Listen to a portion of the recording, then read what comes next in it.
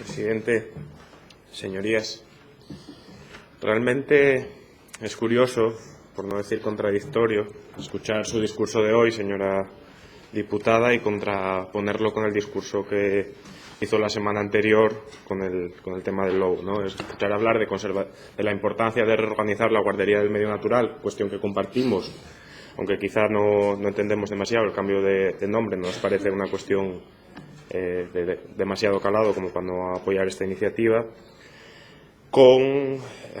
hablar de conservación de la naturaleza con lo que proponían el fin de semana, o sea, la semana anterior. Actualmente la guardería, ya se ha dicho, se encuentra dispersa en 3 consejerías diferentes y 4 direcciones generales, con todos los trastornos organizativos que eso puede conllevar. Un uso ineficiente de los recursos a los que los sucesivos gobiernos socialistas nos tienen tan acostumbrados.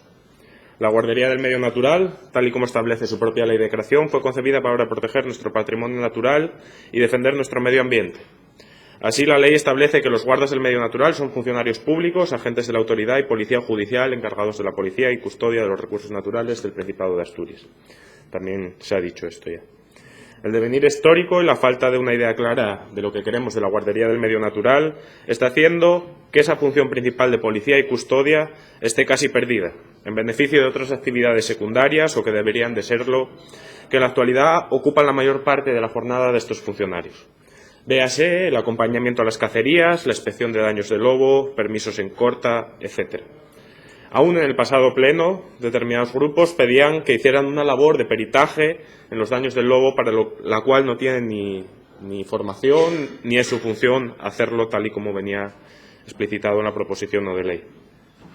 La consecuencia directa de esta problemática es que en Asturias, con un cuerpo de 250 funcionarios encargados de su protección en el medio ambiente, se encuentran mal organizados y mal aprovechados, que no pueden abordar su cometido principal, por lo que se puede afirmar que Asturias carece de una vigilancia efectiva de su medio natural.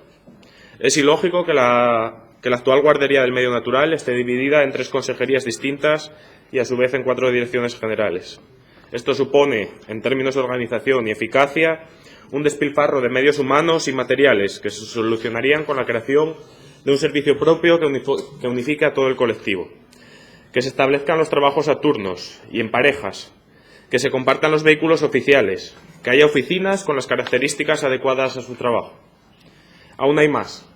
La falta de apoyo para potenciar e impulsar un colectivo que tiene esa importante labor está haciendo que se quede descolgada ante la evolución de otras comunidades autónomas que sí apuestan por sus agentes del medio natural.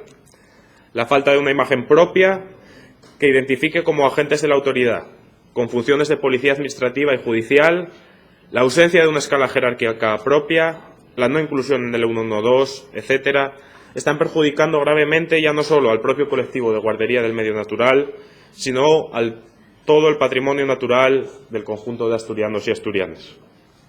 Nadie entiende cómo el Partido Socialista impulsa en el Congreso de los Diputados proposiciones a favor de regular lo antes mencionado y, sin embargo, actúa con total inmovilismo ante la situación de los agentes asturianos. Si de verdad se quiere apostar por nuestra naturaleza, si de verdad se quiere conservar nuestro patrimonio natural, es necesario un cambio de modelo.